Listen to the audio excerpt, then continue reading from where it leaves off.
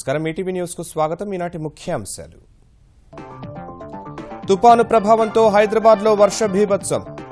భీకర గాలులకు విరిగిపడిన చెట్లు, కరెంటు స్తంభాలు, పలు ప్రాంతాల్లో నిలిచిన విద్యుత్ సరఫరా. చెట్లు, హోర్డింగ్లు విరిగిపడి పెద్ద సంఖ్యలో వాహనాలు ధ్వంసం. గోడకూలి 2 దుర్మరణం. సహాయ చర్యలు ముమ్మరం చేసిన జీహెచ్ఎంసీ అధికారులు. ఒడిశా వైపు తరలిపోయిన రోను తుపాను. భువనేశ్వర్ సహా పలు ప్రాంతాల్లో భారీ వర్షాలు. ఆంధ్రప్రదేశ్, కోస్తా జిల్లాల్లోనూ విస్తారంగా వానలు. నీటి నుంచి రాష్ట్రాలను మినహాయిస్తూ కేంద్రం ఆర్డినెన్స్. ఊపిరి పీల్చుకున్న తెలుగు విద్యార్థులు. ఆంధ్రప్రదేశ్లో రేపు ఎంసెట్ మెడికల్ ఫలితాలు. ఎంబీబీఎస్, బీడీఎస్ కోర్సులకు ప్రత్యేక పరీక్ష నిర్వహించే యోచనలో తెలంగాణ సర్కార్. విద్యార్థులు సన్నద్ధం కావాలని మంత్రి లక్ష్మారెడ్డి సూచన. ఆంధ్రప్రదేశ్లో జూన్ 8 నుంచి 15 వరకు ఉద్యోగుల బదిలీలు. ఏపీ ఎన్జీఓల విజ్ఞప్తిపై చంద్రబాబు నిర్ణయం. అమరావతికి విభాగాల తరలింపు వేగవంతం. కేరళ ముఖ్యమంత్రిగా పినరాయి విజయన్ తీర్మానించిన సిపిఎం శాసనసభాపక్షం. బంగాల్, అసోం, తమిళనాట మొదలైన ప్రభుత్వాల ఏర్పాటు ప్రక్రియ. జూన్ 7న అమెరికా పర్యటనకు ప్రధాని మోదీ. చట్టసభలను ఉద్దేశించి ప్రసంగం. ద్వైపాక్షిక బంధం బలోపేతంపై ఒబామాతో చర్చలు.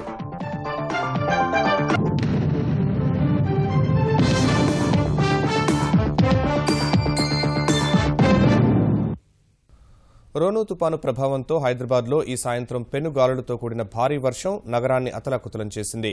భీకర గాలుల ధాటికి ప్రధాన రహదారులపై భారీ వృక్షాలు, విద్యుత్ స్తంభాలు నేలకూలగా, హోర్డింగ్లు విరిగిపడి వందల సంఖ్యలో కార్లు, ద్విచక్ర వాహనాలు ధ్వంసమయ్యాయి. రహదారులు జలమయమై ఎక్కడికక్కడే వాహనాలు నిలిచిపోగా వాహనదారులు ఇబ్బందులు పడ్డారు. పలు ప్రాంతాల్లో విద్యుత్ సరఫరాకు అంతరాయం ఏర్పడగా ప్రజలు చీకట్లోనే మగ్గుతున్నారు. బంగాళాఖాతంలో ఏర్పడిన రోను తుపాను ప్రభావంతో హైదరాబాద్లో ఈ సాయంత్రం కురిసిన భారీ వర్షం బీభత్సం సృష్టించింది. భీకర గాలులకు పలుచోట్ల హోర్డింగ్లు, చెట్లు విరిగిపడి ట్రాఫిక్కు తీవ్ర అంతరాయం ఏర్పడింది. ఖైరతాబాద్, లఖడికాపూల్, పంజాగుట్ట, అమీర్పేట, మాదాపూర్, జీడిమెట్ల, కుత్బుల్లాపూర్, మల్కాజ్గిరి, కుషాయిగూడ, నేరెడ్మెట్, ఈసీఐఎల్లో ఈదురుగాలులతో కూడిన భారీ వర్షం కురిసింది. మాదాపూర్, రామచంద్రాపురం, బీహెచ్ఈఎల్ ప్రాంతాల్లో జోరు వానకు ఎక్కడివారు అక్కడే రహదారులపై చిక్కుకుపోయారు. పెనుగాలులకు పలుచోట్ల విద్యుత్ సరఫరాకు అంతరాయం ఏర్పడింది.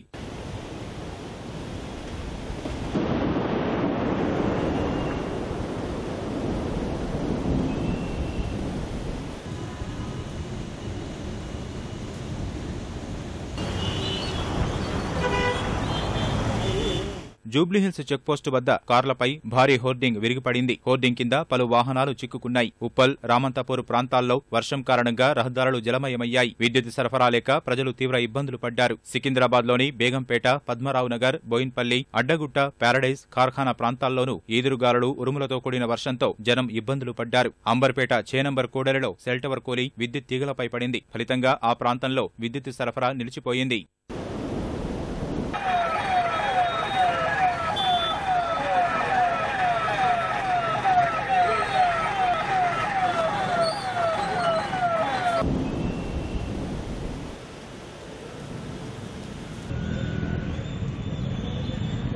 నల్లకుంట ఫీవర్ ఆసుపత్రి వద్ద చెట్లు విరిగిపడి ట్రాఫిక్కు అంతరాయం ఏర్పడింది. బంజారాహిల్స్ లో భారీ వర్షానికి చెట్లు, హోర్డింగ్లు నేలకొరిగాయి. ఎన్టీఆర్ గార్డెన్ వద్ద చెట్లు విరిగిపడగా పర్యాటకులకు త్రుటిలో ప్రమాదం తప్పింది. పాతబస్తీలోని పలు ప్రాంతాల్లో గాలుల దెబ్బకు చిన్న చిన్న వస్తువులు ఎగిరిపోయాయి. మీర్చౌక్ పోలీస్ స్టేషన్ సమీపంలో రోడ్డుపై ఉంచిన ఇనుప బారికేడ్ సైతం ఎగిరిపోయింది. తలాస్పేటలో ఇంటిపై రేకులు ఎగిరిపడి ఓ వ్యక్తి మృతి చెందగా మరొకరికి గాయాలయ్యాయి. యాకుత్పురాలోని పలు ప్రాంతాల్లో రహదారులపై చెట్లు విరిగిపడ్డాయి. రాజేంద్రనగర్ అత్తాపూర్లో గోడకూలి కార్మికుడు మృతి చెందగా మరొకరు గాయపడ్డారు. రాయదుర్గం ఖాజాగూడెంలో ఇండోర్ స్టేడియం పైకప్పు రేకులు ఎగిరిపోయి విద్యుత్ తీగలపై పడ్డాయి.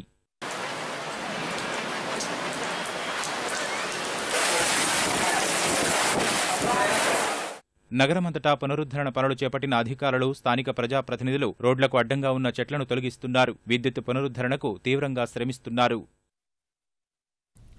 మరోవైపు అరగంట వ్యవధిలోనే హైదరాబాద్లో భీభత్సం సృష్టించిన గాలివానపై ఆందోళన వ్యక్తం చేసిన మేయర్, డిప్యూటీ మేయర్లు స్వయంగా రంగంలోకి దిగారు. ఎన్టీఆర్ ఘాట్ వద్ద చెట్ల తొలగింపు కార్యక్రమంలో పాల్గొన్న రామ్మోహన్ నగరంలోని పరిస్థితిని చక్కదిద్దేందుకు తక్షణం చర్యలు చేపట్టామని వివరించారు. జీహెచ్ఎంసీ కేంద్ర కార్యాలయంలో పరిస్థితిని ఎప్పటికప్పుడు సమీక్షిస్తున్న కమిషనర్ జనార్దన్ రెడ్డి ఎన్డీఆర్ఎఫ్ బృందాల సాయం కోరారు. జీహెచ్ఎంసీ, ఎన్డీఆర్ఎఫ్, విద్యుత్, అగ్నిమాపక, పోలీసు విభాగాలు సహాయ చర్యల్లో పాల్గొంటున్నాయి. మరి హైదరాబాద్ లో ఉన్న వాటికి ఇంకా కొద్దిగా హైర్ తీసుకొని కూడా రెస్క్ టీంలు తీసుకోవడం జరిగింది. ప్రజలు కూడా స్వచ్ఛందంగా మరి ఉన్న కాడికి పార్టిసిపేట్ చేయాలని చెప్పి ఇలా రోడ్ల మీద చెట్లు పడుతున్నాయి, కరెంటు పోల్లు పడుతున్నాయి, ఇలా గాళ్ళు కూడా ఎదురుగాలు ఎక్కువ ఇస్తున్నాయి. కాబట్టి ఎక్కడికక్కడ ప్రజలు, స్వచ్ఛంద సంస్థలు కూడా మరి జిహెచ్ఎంసీకి నగరంలో ఉన్న అన్ని డిపార్ట్మెంట్లు పనిచేస్తున్నాయి. రోను తుపాను ప్రభావానికి ఆంధ్రప్రదేశ్లోని పలు జిల్లాల్లో విస్తారంగా వర్షాలు కురుస్తున్నాయి. ఈదురుగాలులతో కూడిన వర్షాలకు గోదావరి జిల్లాల్లో పంటలకు తీవ్ర నష్టం వాటిల్లింది. పరిస్థితిని ఎప్పటికప్పుడు సమీక్షిస్తున్న అధికారులు పెద్ద ఎత్తున ముందు జాగ్రత్త చర్యలు చేపట్టారు. రోను తుపాను ప్రభావంతో ఆంధ్రప్రదేశ్లోని పలు జిల్లాల్లో విస్తారంగా వర్షాలు కురుస్తున్నాయి. శ్రీకాకుళంలో భారీ వర్షానికి లోతట్టు ప్రాంతాల్లో పెద్ద ఎత్తున నీరు చేరింది. రోడ్లపై వర్షపు నీరు నిలిచి వాహనదారులు ఇబ్బందులు పడ్డారు. ఈదురుగాలులకు టెక్కలి ఎంపీపీ కార్యాలయం వద్ద చెట్టు విరిగిపడి రిక్షా కార్మికుడికి గాయాలయ్యాయి. ఇచ్చాపురంలో గత 24 గంటల్లో అత్యధికంగా 15 సెంటీమీటర్ల వర్షపాతం నమోదైంది. రణస్థలంలో 14, లావేరులో 13, పలాస, సంతబొమ్మాళి, కవిటిలో 11, టెక్కలి, కోటబొమ్మాళిలో 10 సెంటీమీటర్ల వర్షపాతం నమోదైంది. మరోవైపు తుఫాను గమనం, జిల్లాలో సహాయక చర్యలపై ఉప కలెక్టర్ కార్యాలయంలో అధికారులతో మంత్రి అచ్చెన్నాయుడు సమీక్షించగా 38 మండలాల్లో కంట్రోల్ రూమ్లు ఏర్పాటు చేసి మత్స్యకారులు వేటకు వెళ్లకుండా జాగ్రత్తలు తీసుకున్నామని అధికారులు వివరించారు. తీర ప్రాంత పోలీసులను అప్రమత్తం చేశామని తెలిపారు. విజయనగరం జిల్లాలోనూ ఎడతెరిపి లేకుండా వర్షాలు కురుస్తున్నాయి. సముద్రం అల్లకల్లోలంగా ఉంది. గురువారం రాత్రి 100 మీటర్ల వరకు ముందుకు రాగా శుక్రవారం 20 మీటర్ల వరకు ముందుకు వచ్చింది. విజయనగరంలోని కలెక్టరేట్, గంటస్తంభం, కోటకూడళ్లలో వర్షపు నీరు రోడ్లపై ప్రవహించింది. జిల్లాలో చాలా చోట్ల మట్టి రోడ్లు కొట్టుకుపోయాయి. 100 ఎకరాల్లో వరి ఓదెలు తడిశాయి. విజయనగరం పెద్ద చెరువులోకి వరద చేరుతోంది.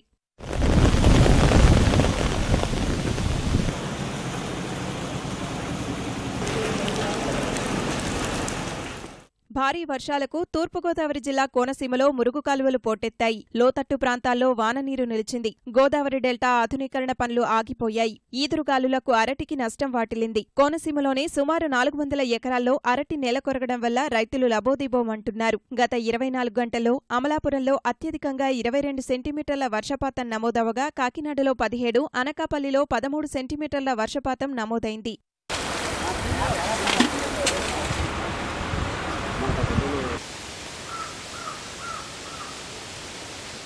2 రోజులుగా కురిసిన వర్షాలు, ఈదురుగాలులకు పశ్చిమ గోదావరి జిల్లాలో ఉద్యాన పంటలకు నష్టం వాటిల్లింది. అరటి తోటలు నేలకొరిగాయి. ఎకరానికి 1,00,000 వరకు పెట్టుబడులు పెట్టామని, గాలులతో అంతా కోల్పోయామని రైతులు ఆవేదన వ్యక్తం చేస్తున్నారు. రోను తుపాను ప్రభావంతో ఒడిశాలోనూ భారీ వర్షాలు కురుస్తున్నాయి. తుపాను ఆంధ్రప్రదేశ్ నుంచి ఒడిశా తీరం వైపునకు తరలిపోవడం సహా పారాదీప్కు 240 కిలోమీటర్ల దూరంలో కేంద్రీకృతమై ఉన్నట్టు భారత వాతావరణ శాఖ వెల్లడించగా, ఈ ప్రభావంతో రాజధాని భువనేశ్వర్, పూరీ సహా తీర ప్రాంతాల్లో జోరు వానలు పడుతున్నాయి. ఖుర్దా, కటక్, జైపూర్, నయాగఢ్, మయూర్భంజ్, గజపతి, బాలేశ్వర్, భద్రక్, గంజాం, కేంద్రపార, జగత్సింగ్పూర్ జిల్లాల్లో విస్తారంగా వర్షాలు కురుస్తున్నాయి. ఈదురుగాలుల కారణంగా అనేక చోట్ల చెట్లు విరిగిపడ్డాయి. పారాదీప్, గోపాల్పూర్ ఓడరేవుల్లో 3వ నెంబరు ప్రమాద హెచ్చరిక జారీ చేశారు. మరో 2 రోజులు ఇదే పరిస్థితి కొనసాగుతుందని వాతావరణ శాఖ తెలిపింది. జాతీయ అర్హత ప్రవేశ పరీక్ష నీట్ నుంచి రాష్ట్రాలను ఈ ఏడాది మినహాయిస్తూ కేంద్ర ప్రభుత్వం అత్యవసర ఆదేశం తీసుకొచ్చింది. భాష, పాఠ్య ప్రణాళికల సమస్యలను దృష్టిలో పెట్టుకుని ఈ ఏడాది నీట్ నుంచి మినహాయించాలన్న పలు రాష్ట్ర ప్రభుత్వాల అభ్యర్థనలను పరిగణలోకి తీసుకున్న కేంద్ర మంత్రివర్గం ఈ మేరకు నిర్ణయం తీసుకుంది. ఫలితంగా తెలుగు రాష్ట్రాలు ఈ విద్యా సంవత్సరంలో వైద్య విద్యా ప్రవేశాలను సొంతంగా నిర్వహించుకునే వెసులుబాటు లభించింది.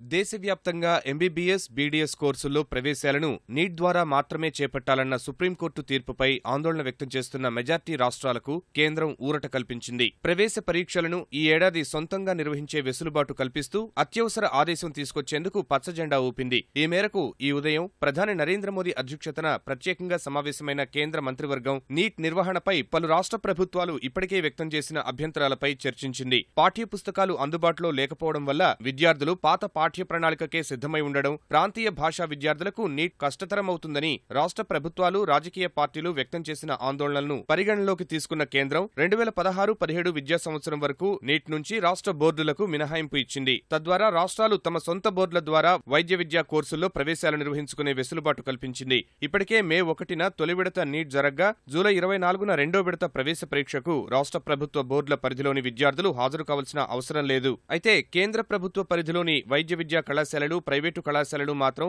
నీట్ ద్వారా మాత్రమే ప్రవేశాలు జరపాల్సి ఉంటుంది. మరోవైపు కేంద్రం అత్యవసర ఆదేశంతో ఆంధ్రప్రదేశ్లో ఎంసెట్ మెడికల్ ఫలితాల విడుదలకు మార్గం సుగమమైంది. ఎంసెట్ మెడికల్ ఫలితాల కోసం ఆతృతగా ఎదురుచూస్తున్న విద్యార్థులు కేంద్ర నిర్ణయంతో ఊపిరి పీల్చుకోగా రేపు విజయవాడలో ముఖ్యమంత్రి చంద్రబాబు ఫలితాలు విడుదల చేస్తారని ఆంధ్రప్రదేశ్ వైద్యారోగ్య శాఖ మంత్రి కామినేని శ్రీనివాస్ తెలిపారు. వచ్చే ఏడాదికి నీట్ సన్నద్ధతపై ప్రత్యేక సమీక్ష నిర్వహించి నిర్ణయం తీసుకుంటామని చెప్పారు. అయితే రాష్ట్ర ఎంసెట్ ప్రైవేటు కళాశాలలకు కూడా వర్తిస్తుందా లేదా అనే అంశంపై రేపు స్పష్టత వచ్చే అవకాశం ఉంది.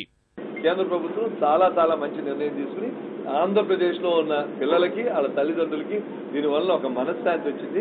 ఎంసెట్ రిజల్ట్ రేపు ఉదయం 11 గంటలకు కానీ 12 గంటలకు కానీ. ఆంధ్రప్రదేశ్ ఎంసెట్ మెడికల్కు మొత్తం 1,03,000 మంది దరఖాస్తు చేసుకోగా 99,000 మంది ప్రవేశ పరీక్షకు హాజరయ్యారు. జూలైలో కౌన్సిలింగ్ ప్రారంభం కానుండగా ఆగస్టు 1 నుంచి వైద్య విద్య తరగతులు ప్రారంభిస్తారు. కేంద్రం ఆర్డినెన్స్తో ఎంసెట్ మెడికల్పై కసరత్తు ముమ్మరం చేసిన తెలంగాణ సర్కార్ ఎంబీబీఎస్, బీడీఎస్ కోర్సుల్లో ప్రవేశానికి జూన్ మొదటి వారంలో ప్రత్యేక పరీక్ష నిర్వహించాలని ప్రాథమికంగా నిర్ణయించింది. ఈ మేరకు పరీక్ష నిర్వహణపై వైద్య ఆరోగ్య శాఖ మంత్రి లక్ష్మారెడ్డి, ఉన్నత విద్యామండలి చైర్మన్ పాపిరెడ్డి సహా అధికారులు సుదీర్ఘంగా చర్చించి ఓ నిర్ణయానికి వచ్చారు. నీట్ నిర్వహణపై తలెత్తిన గందరగోళ పరిస్థితుల మధ్య ఈ నెల 15న జరిగిన మెడికల్ పరీక్షపై విద్యార్థులు పెద్దగా ఆసక్తి చూపలేదు. ఫలితంగానే ఎంబీబీఎస్, బీడీఎస్ సీట్లకు మరోసారి ఎంసెట్ నిర్వహించాలని నిర్ణయించారు. మే 15 నిర్వహించిన మెడికల్ పరీక్ష నుంచి ఆయుష్, పశు వైద్యం, వ్యవసాయ విద్యా కోర్సులకు మాత్రమే కౌన్సిలింగ్ నిర్వహించాలని ఇప్పటికే నిర్ణయించారు. ప్రధానమంత్రి నరేంద్ర మోదీ మరోసారి అమెరికా వెళ్లనున్నారు.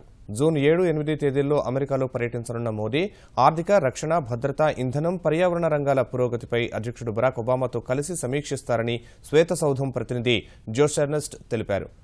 మోదీ పర్యటనతో రెండు దేశాల మధ్య సంబంధాలు మరింత బలపడతాయని ఆయన విశ్వాసం వ్యక్తం చేశారు. అమెరికా ప్రతినిధుల సభ స్పీకర్ పౌల్ రేయాన్ ఆహ్వానం మేరకు కాంగ్రెస్ ఉభయ సభలను ఉద్దేశించి ప్రధాని మోదీ ప్రసంగించనున్నారు. అమెరికా కాంగ్రెస్ను ఉద్దేశించి ఇప్పటివరకు 4 భారత ప్రధానులు ప్రసంగించారు. రాజీవ్ గాంధీ, పివి నరసింహారావు, వాజ్పేయి, మన్మోహన్ తర్వాత మోదీకి ఈ గౌరవం దక్కనుంది.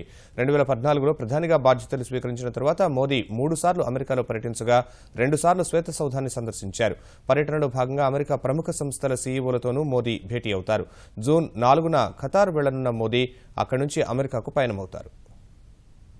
ఆంధ్రప్రదేశ్లో ప్రభుత్వోద్యోగుల బదిలీ ప్రక్రియ జూన్ 8 నుంచి ప్రారంభించి 15లోగా ముగించాలని ముఖ్యమంత్రి చంద్రబాబు నిర్ణయించారు. విజయవాడలోని చంద్రబాబును కలిసిన ఉద్యోగ సంఘాల నేతలు బదిలీలు సహా వివిధ డిమాండ్ల పరిష్కారంపై వినతిపత్రం అందజేయగా నవనిర్మాణ దీక్ష, ఇతర ముఖ్యమైన కార్యక్రమాలను దృష్టిలో పెట్టుకుని జూన్ 2వ వారంలోపు బదిలీలు పూర్తి చేయడం సాధ్యం కాదని వారికి వివరించారు. ప్రభుత్వ రంగ సంస్థల్లో పనిచేసే సిబ్బందికి ప్రభుత్వోద్యోగులతో సమానంగా పీఆర్సీ అమలు చేసే అంశాన్ని సానుభూతితో పరిశీలించి నిర్ణయం తీసుకుంటామని హామీ ఇచ్చారు. ప్రైవేటు సంస్థలతో పోటీపడి ఉత్పాదకత పెంచేందుకు సహకరిస్తే పీఆర్సీకి మించిన వేతనాలు ఇచ్చేందుకు వీలు కలుగుతుందని చెప్పినట్లు ఉద్యోగ సంఘాల నేతలు వెల్లడించారు. ఈ రాష్ట్రంలో దాదాపు 4,60,000 మంది ఉద్యోగులు ఉండగా 4,30,000 మంది పీఆర్సీ 60 సంవత్సరాలని ఎంజాయ్ చేస్తున్నప్పుడు మిగతా 30,000 మంది మాత్రమే ఈ పీఆర్సీ 60 ఇయర్స్ ఇవ్వకపోవడం అనేది మరి ఉద్యోగస్తుల్ని వేరు చేసిన విధానం వల్ల మాకు ఉద్యోగస్తుల ఒత్తిడి ఉంది. వీటిని పరిష్కరించాలని చెప్పి ముఖ్యమంత్రి గారిని మేము కోరాం. కాంట్రాక్ట్ ఎంప్లాయీస్ కూడా పీఆర్సీ ప్రకారం ఆ ప్రపోర్షనేట్ గా జీతాలు పెంచాలనేది ఈ 2 అంశాల మీద ఒక టైం ఫ్రేమ్ పెట్టి పరిష్కరిస్తారని చెప్పి హామీ ఇవ్వడం జరిగింది. హైదరాబాద్ నుంచి అమరావతికి సచివాలయం తరలింపు ప్రక్రియ వేగవంతమైంది. సచివాలయంలో కీలకమైన ప్రణాళిక విభాగం తరలింపు ప్రక్రియను ఇవాళ చేపట్టారు. ప్రణాళిక విభాగంలో పనిచేసే అధికారుల దస్త్రాలు, ఇతర సామగ్రి, కంప్యూటర్లను లారీల్లో అమరావతికి తరలించారు. ఇలాగే ఒక్కో విభాగాన్ని తరలించే ప్రయత్నం చేస్తున్నామని తెలిపిన అధికారులు ఆంధ్రప్రదేశ్ ప్రభుత్వం నిర్దేశించుకున్న విధంగా జూన్ 27 నాటికి ముఖ్యమైన విభాగాలను తరలించే అవకాశం ఉందని చెప్పారు. తెలంగాణలోని వేర్వేరు ప్రాంతాల్లో ప్రభుత్వోద్యోగాలు చేసే దంపతులకు ఊరట కలిగించేలా ముఖ్యమంత్రి కేసీఆర్ నిర్ణయం తీసుకున్నారు. వేర్వేరు జిల్లాల్లో పనిచేసే భార్యాభర్తలను ఒకే చోట పనిచేసే రీతిలో బదిలీలు చేయాలని అధికారులను ఆదేశించారు. ఇందుకు సంబంధించిన దస్త్రంపై కేసీఆర్ సంతకం చేశారు. ఈ నిర్ణయం పట్ల ఉద్యోగ సంఘాలు హర్షం వ్యక్తం చేస్తున్నాయి. తెలంగాణ ఉద్యమంలో ప్రాణాలర్పించిన అమరవీరుల కుటుంబాల్లో ఒకరికి ప్రభుత్వ ఉద్యోగం ఇవ్వాలని ముఖ్యమంత్రి కేసీఆర్ నిర్ణయించారు. జూన్ 2న జరిగే రాష్ట్రావతరణ వేడుకల సమీక్ష నిర్వహించిన ఆయన విద్యార్హతలు లేకున్నా ఉద్యోగం ఇచ్చి అవి సాధించేందుకు 5 ఏళ్లు సమయం ఇవ్వాలని అధికారులకు సూచించారు. రాష్ట్ర ఆవిర్భావ దినోత్సవం రోజునే నియామక పత్రాలు అందించాలని ఆదేశించారు. ఆవిర్భావ వేడుకలపై ఈ నెల 23న కలెక్టర్లతో సమావేశమై చర్చించనున్నారు. నవ్యాంధ్ర రాజధాని అమరావతికి ఆ పేరు ఖరారు చేయడమే ఓ సంచలన నిర్ణయమని ఆంధ్రప్రదేశ్ ముఖ్యమంత్రి చంద్రబాబు అన్నారు. ప్రముఖ పాత్రికేయుడు పొత్తూరి వెంకటేశ్వరరావు రచించిన అమరావతి ప్రభువు వాసిరెడ్డి వెంకటాద్రి నాయుడు పుస్తకాన్ని సభాపతి కోడెల శివప్రసాద్తో కలిసి ఆవిష్కరించిన ఆయన అమరావతిని ప్రపంచంలోనే 10 అత్యుత్తమ నగరాల్లో ఒకటిగా నిర్మిస్తామని పునరుద్ఘాటించారు. రాజధానిలో భవనాలు మన సంస్కృతి సంప్రదాయాలకు తగ్గట్లుగా ఉండాలనే ఉద్దేశంతో దేశీయ రూపశిల్పులతో ఆకృతులు తయారు చేయిస్తున్నట్లు చంద్రబాబు వివరించారు. అమరావతిలో అంతర్జాతీయ బుద్ధిజం పరిశోధనా కేంద్రాన్ని ఏర్పాటు చేయనున్నట్లు ప్రకటించిన ముఖ్యమంత్రి ఈ ప్రాంతానికి చెందిన వారసత్వ సంపదను లండన్, చెన్నై, హైదరాబాద్ ప్రదర్శనశాలల నుంచి రాష్ట్రానికి తీసుకొచ్చేందుకు కృషి చేస్తామన్నారు. రాజధానికి ఏ పేరు పెట్టాలా అని చూస్తున్న తరుణంలో ఈనాడు గ్రూప్ సంస్థల అధినేత రామోజీరావు సూచనతో అమరావతి పేరును ఖరారు చేసినట్లు చంద్రబాబు వెల్లడించారు. రాజధానికి ఏ పేరు పెడితే బాగుంటుందని ఆలోచించాం. చాలా మంది చాలా సూచనలు, చర్చలు ఇవన్నీ జరిగాయి. వారిలో ప్రముఖంగా రామోజీరావు గారు కూడా ఒక పరిశోధన చేసి అమరావతి అనే పేరు చాలా బాగుంటుంది అని కొన్ని కారణాలు కూడా రాసి నాకు పంపించారు. ఇవన్నీ చూసిన తర్వాత నాకు అనిపించింది దీనికి సబబైన పేరు అమరావతి తప్ప వేరే పేరు కాదని నేను అమరావతి పేరు నిర్ణయించాను. కానీ అమరావతి పేరు చెప్పిన తర్వాత విమర్శించాలనుకున్న వాళ్ళు కూడా విమర్శించలేకపోయారు. వాళ్ళు కూడా పొగడం మొదలుపెట్టారు. అలాంటి మంచి పేరు అమరావతి. బ్యాంకింగ్ రంగంలో డ్వాక్రా మహిళలను ప్రోత్సహించేందుకు ఆంధ్ర బ్యాంక్ ముందుకొచ్చింది. బ్యాంకింగ్ రంగంలో డ్వాక్రా మహిళలు అడుగుపెట్టేలా ఆంధ్రప్రదేశ్ ప్రభుత్వం చేసిన ప్రయత్నాలకు అనుగుణంగా స్వయం సహాయక సంఘాలకు చెందిన 27,000 మందిని బ్యాంకింగ్ కరస్పాండెంట్లుగా నియమించాలని నిర్ణయించింది.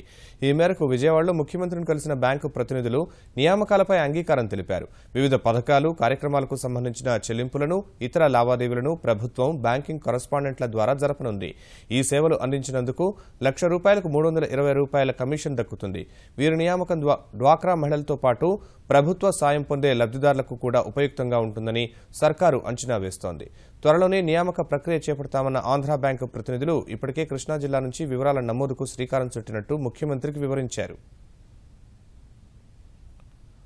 ఒకే కుటుంబానికి చెందిన 3 యువతులు ఆత్మహత్యాయత్నం చేసిన విషాదకర ఘటన విజయవాడ శివార్లలోని రైల్వే వ్యాగన్ వర్క్ షాప్ సమీపంలో జరిగింది. 3 రైలు కింద పడి ఆత్మహత్యాయత్నం చేసిన ఈ ఘటనలో 2 ప్రాణాలు కోల్పోగా 3వ యువతి మృత్యువుతో పోరాడుతోంది. వీరు హైదరాబాద్ కేపీహెచ్బీ కాలనీకి చెందిన పర్వీన్, షహీనా, రుకియా సుల్తానాగా గుర్తించారు. కేపీహెచ్బీ కాలనీకి చెందిన మహమ్మద్ రఫీకి 5 కుమార్తెలు. రెండో కుమార్తెను విజయవాడకు చెందిన యువకుడికిచ్చి పెళ్లి చేశారు. కుమార్తెను చూసేందుకు పోరంకిలోని బావమరిది ఇంటికి వచ్చారు. బుధవారం రఫీ భార్య షకీరాకు అనారోగ్యంగా ఉండటం వల్ల ఆసుపత్రిలో చేర్చారు. గురువారం ఉదయం పోరంకిలో రఫీ హఠాత్తుగా రోడ్డుపై శవమే కనిపించాడు. తల్లికి అనారోగ్యం, తండ్రి అకాల మరణంతో మనస్తాపానికి గురైన 3 అక్కాచెల్లెళ్లు ఈ బలవన్మరణానికి పాల్పడినట్లు భావిస్తున్న పోలీసులు ఆ దిశగా దర్యాప్తు చేస్తున్నారు. ప్రపంచంలో అత్యంత ఎత్తైన ఎవరెస్ట్ శిఖరాన్ని ఆదిలాబాద్ జిల్లా ఏఎస్పీ జిఆర్ రాధిక అధిరోహించారు. ఇవాళ ఉదయం 6 గంటలకు రాధిక తమ బృంద సభ్యులతో కలిసి ఎవరెస్ట్ శిఖరాన్ని చేరుకున్నారు. దక్షిణ భారత్ నుంచి ఈ ఘనత సాధించిన తొలి పోలీసు అధికారినిగా రాధిక ఖ్యాతిగాంచారు. ఎవరెస్ట్ను అధిరోహించిన 6 ట్రాన్సెండ్ అడ్వెంచర్ గ్రూప్ సభ్యులకు నల్గొండ జిల్లా నకిరేకల్ మండలం మంగళపల్లికి చెందిన శేఖర్ బాబు నేతృత్వం వహించారు. తూర్పుగోదావరి జిల్లా చింతూరు మండలం కొత్తపల్లికి చెందిన గిరిజన యువకుడు దూబి భద్రయ్య కూడా ఈ బృందంతో కలిసి ఎవరెస్ట్ను అధిరోహించారు. నిరుపేద కుటుంబానికి చెందిన భద్రయ్యకు ఆంధ్రప్రదేశ్ ప్రభుత్వం ₹25 లక్షల సాయం అందించింది. ఈ ఏడాది చివరికల్లా రైల్వే స్టేషన్లలో 1 కోటి మంది ప్రయాణికులకు అంతర్జాల సేవలు అందిస్తామని రైల్వే మంత్రి సురేష్ ప్రభు వెల్లడించారు. విశాఖపట్నం, పట్నా, రాంచీ రైల్వే స్టేషన్లలో ఉచిత వైఫై సేవలను ఢిల్లీలోని రైల్ భవన్ నుంచి లాంఛనంగా ప్రారంభించిన ఆయన భవిష్యత్తులో దేశవ్యాప్తంగా 400 స్టేషన్లలో వైఫై సదుపాయం కల్పిస్తామన్నారు. ఈ ఏడాదిలోపు 100 స్టేషన్లలో వైఫై సౌకర్యం అందుబాటులోకి వస్తుందని మంత్రి పేర్కొన్నారు. కేరళ శాసనసభ ఎన్నికల్లో వామపక్ష కూటమి ఎల్డీఎఫ్ విజయంలో కీలక పాత్ర పోషించిన సిపిఎం పొలిట్ బ్యూరో సభ్యుడు పినరయి విజయన్ ముఖ్యమంత్రి పదవి చేపట్టనున్నారు. ఈ మేరకు ప్రభుత్వ ఏర్పాటుపై తిరువనంతపురంలో సమావేశమై చర్చించిన సిపిఎం ముఖ్య నేతలు మాజీ సీఎం అచ్యుతానందన్ నేతృత్వంలో ఎన్నికలను ఎదుర్కొన్నప్పటికీ విజయన్కే ముఖ్యమంత్రి పగ్గాలు అప్పగించాలని ఏకగ్రీవంగా నిర్ణయించారు. అనంతరం అచ్యుతానందన్ను పార్టీ కార్యాలయానికి పిలిపించి పార్టీ నిర్ణయాన్ని తెలియజేశారు. తమిళనాడు వరుసగా రెండోసారి అధికారం చేపట్టనున్న అన్నాడీఎంకే అధినేత్రి జయలలిత పార్టీ శాసనసభాపక్ష నేతగా ఏకగ్రీవంగా ఎన్నికయ్యారు. ఉదయం పార్టీ ప్రధాన కార్యాలయంలో సమావేశమైన 132 మంది నూతన శాసనసభ్యులు ఆమెను తమ నేతగా ఎన్నుకున్నారు. త్వరలోనే ఆమె మరోసారి ముఖ్యమంత్రిగా ప్రమాణ స్వీకారం చేయనున్నారు. అంతకుముందు పార్టీ వ్యవస్థాపకుడు మాజీ ముఖ్యమంత్రి ఎంజీ రామచంద్రన్కు నివాళి అర్పించారు.